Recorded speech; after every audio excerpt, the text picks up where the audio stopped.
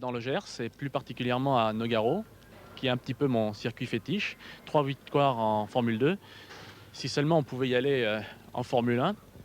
Et nous allons retrouver là-bas un petit peu notre leader, un pilote qui a été à l'origine du renouveau du sport automobile en France, Jean-Pierre Berthoise, qui nous livre du fond de son cœur tous ses états d'âme après de nombreuses années de compétition automobile.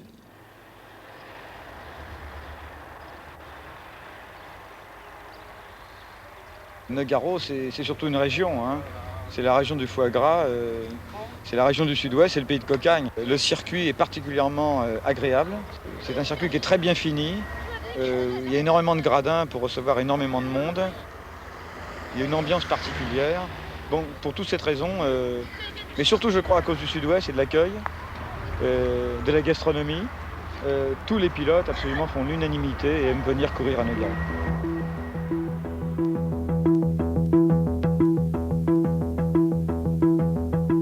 En ce qui concerne la peur, il y a deux choses différentes. Il y a d'abord la peur de se faire mal ou de se tuer. Et ça, cette peur-là, presque aucun pilote ne l'a, en tout cas jamais en se rapprochant du départ. Par contre, et c'est une des raisons pour lesquelles j'ai arrêté la Formule 1 en 1974, c'est que depuis 2 ou 3 ans, entre les courses, je pensais que je pouvais me tuer le dimanche après. Je l'ai pensé des dizaines, des vingtaines de fois. Moi, j'ai arrêté avant d'avoir peur. Et puis, une autre peur quand même, c'est une espèce de coup au cœur, il y a de l'huile sur la piste. Et puis on arrive, on n'a rien vu, et tout d'un coup la voiture échappe à votre contrôle. Ou alors vous crevez un pneu. Et là vous pouvez avoir éventuellement un coup au cœur avant de vous battre avec la voiture. Au moment du départ, même maintenant où je suis beaucoup plus calme, beaucoup moins nerveux, quelques heures avant le départ, je deviens un personnage irascible. J'ai l'estomac noué, je suis complètement pris par ma course car je veux réussir cette course. Et donc ce qui se passe avant le départ, c'est qu'on ne voit plus personne. Il faut dire une chose, c'est qu'avant tout le sport automobile est un sport d'égocentrique. Maintenant, la course automobile, un travail d'équipe, je dirais ça autrement. Je dirais qu'il y a la part du pilote, il y a la part de l'ingénieur dans la conception de la voiture, il y a la part de l'équipe de mécaniciens dans le montage de la voiture, il y a la part de gérant de l'écurie ou le directeur sportif, si on veut. Et là, peut-être, il y a un travail d'équipe dans ce sens qu'il faut que tout fonctionne bien entre des gens de caractères différents. Je crois qu'il est très important dans la course automobile, c'est la bataille entre pilotes. Les plus grands concurrents sont à l'intérieur de l'écurie. Si jamais, par exemple, Claude Ballolena ou Danis Nobek est devant Jean-Pierre Jabou, eh bien, on va dire, oui, mais la voiture était peut-être plus rapide. Ils n'avaient pas la même voiture. Alors que si Jean-Pierre Malchet est devant Jean-Pierre Jabouille, on va dire, oh là là, il est plus vite que Jean-Pierre Jabouille, automatiquement. Donc au sein d'une écurie, même si les gars s'entendent très très bien, s'ils sont beaux-frères, sont les meilleurs amis du monde, il y a une rivalité encore plus forte. C'est pas la peine d'essayer de me dire non, c'est naturel. Et heureusement, c'est comme ça.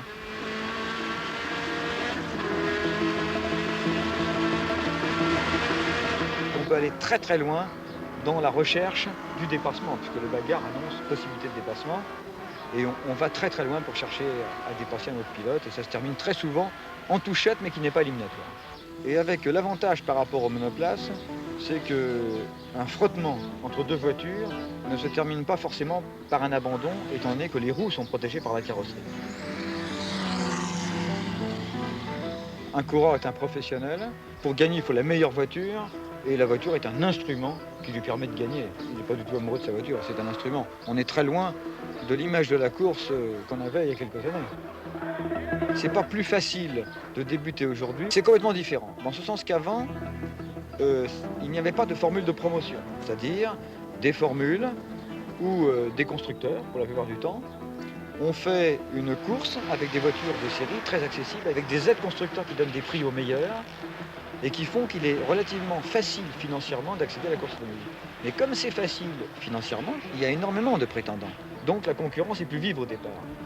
De mon époque, où c'était très difficile financièrement, on n'était pas aidé, un jeune pilote ne se faisait pas remarquer du tout. C'était pas possible de montrer qu'on était un bon pilote.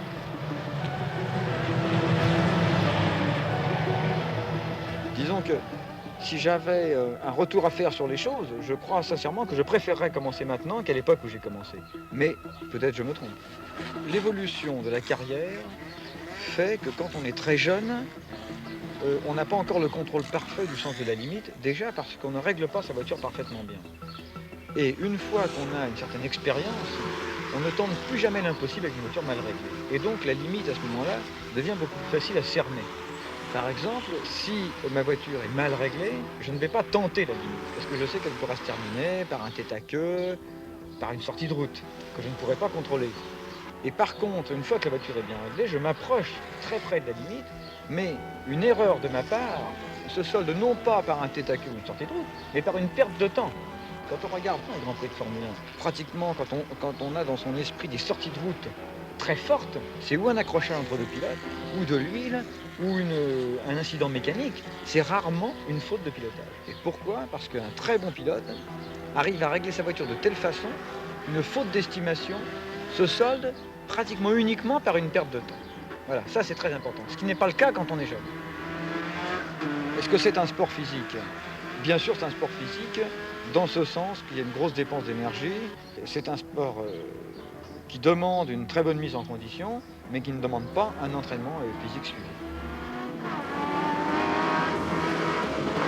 Un sportif, en fait, est un acteur. On se doit de penser aux spectateurs, ne serait-ce que dans le tour d'honneur, le tour d'arrivée. À la limite, si un pilote n'a pas envie de s'extérioriser, parce qu'il est très content, le pilote, d'avoir gagné, il est fou de joie, mais il faut se forcer, enfin, pour moi par exemple, je dois me forcer d'extérioriser ma joie vis-à-vis des spectateurs. Et ça, il faut que j'y pense. Et si je ne le fais pas, je suis un mauvais acteur tant qu'un mauvais professionnel.